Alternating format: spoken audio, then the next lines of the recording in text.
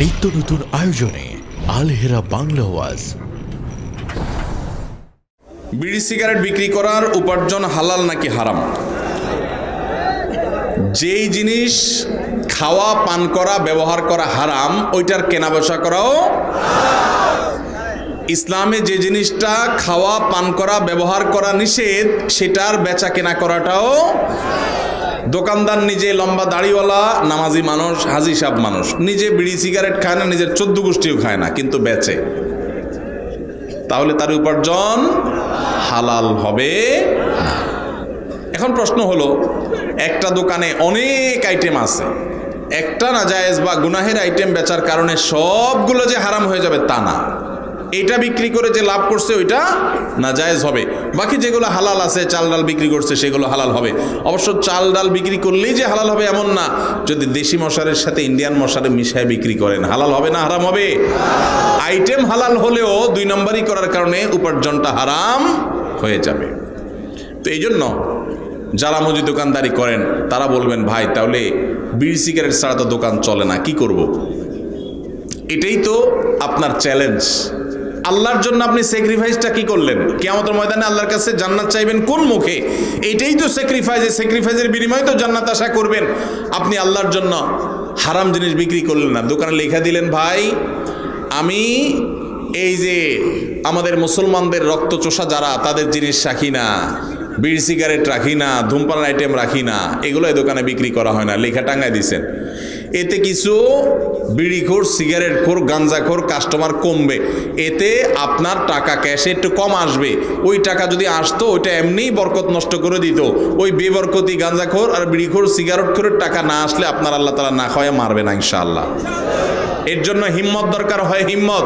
কিছু কেনাবেচা কম হোক, কিছু কাস্টমার কম আসুক, আমি একটু কম খাবো, আমার ইনকাম একটু কম হবে, বিনিময়ে আমি জান্নাত পাবো ইনশাআল্লাহ। মনের শান্তি থাকবে যে আমি ক্যান্সারের আইটেম বিক্রি করে একটা মানুষকে সর্বশান্ত করার দায়ে আমি দায়ী হলাম না। দোকানদার ভাই যত সিগারেট বিক্রি করলেন, এই সিগারেটগুলো যারা কিনছে, খাইছে, এর মধ্যে বহু লোক ক্যান্সারে আক্রান্ত হয়ে গেছে। বাংলাদেশে ক্যান্সারের যে রেশিও, ঘরে ঘরে ক্যান্সারের রোগী, এবং ক্যান্সারের সবচেয়ে বড় কারণ, যে কারণে সবচেয়ে বেশি সংখ্যক মানুষ ক্যান্সারে আক্রান্ত হয়, সেটা হলো ধূমপান। এই ধূমপান আইটেম আপনি বিক্রি করছেন, নিজে খান নাই, যে খাইছে, খাইতে খাইতে একসময় ক্যান্সার হয়েছে, জমি জমা সব বিক্রি করে সর্বশান্ত হয়ে বাচ্চাদের ইতিম করে চলে গেছে। আপনি আল্লাহর কাঠগড়ার আসামি, কারণ তার ক্যান্সার হওয়ার পিছনে আপনারও ভূমিকা আছে। আপনি বলবেন, ভাই আমি না বেচলে কি হবে? কেউ না কেউ তো বিক্রি করবেই। এর উত্তর হইল, একজন মানুষ তার হয়তোবা সে কোনো কারণে কারোর খুনের শিকার হবে, আপনি নিশ্চিত হয়ে গেছে, তখন আপনি চিন্তা করলেন সে যেহেতু খুনের শিকার হবেই, কেউ তারে খুন করবে অন্যায়ভাবে, তাহলে আমিই করি। এই কাজটা করবেন কোনোদিন আপনি? সে আনা মানুষ তো, এটা তো আপনি বুঝেন 16 আনা, যে আমি না মারলে কি হবে, আরেকজন তো মারবেই, তাহলে আমিই মারি, এই কাম তো আপনি করেন না। তাহলে এই লোকটা অন্য কারোর কাছ থেকে বিড়ি সিগারেট কিনে খায়া ক্যান্সার হয়ে মরবে, সন্তানদের অসহায় করে রেখে যাবে, সর্বশান্ত হয়ে যাবে। এর জন্য কেউ বিক্রি করে করুক, আমি করব না। সে দায়ী হয় হোক, আমি দায়ী হব না। আল্লাহ তাআলা আমাদেরকে বোঝার তৌফিক দান করুন। সৎ সাহস লাগে ভাই, ইমানের শক্তি লাগে, ইমানের শক্তি লাগে। হারাম ছাড়ার জন্য কি লাগে? ইমানের শক্তি লাগে। আল্লাহ আমাদেরকে সেই ইমানের শক্তি দান করুন। ইমানের শক্তি থাকলে ইনকামটা একটু কম হবে, বাসা থেকে একটু খোঁচাখুচি শুনতে হবে। বউ বলবে, তোমার লগের দোকানদার বিল্ডিং একটা পরে একটা তুলতেছে, তালার পরে তালা তুলতেছে, কি দোকানদারি করো তুমি, ভাতের টাকা জোগাড় করতে পারো না।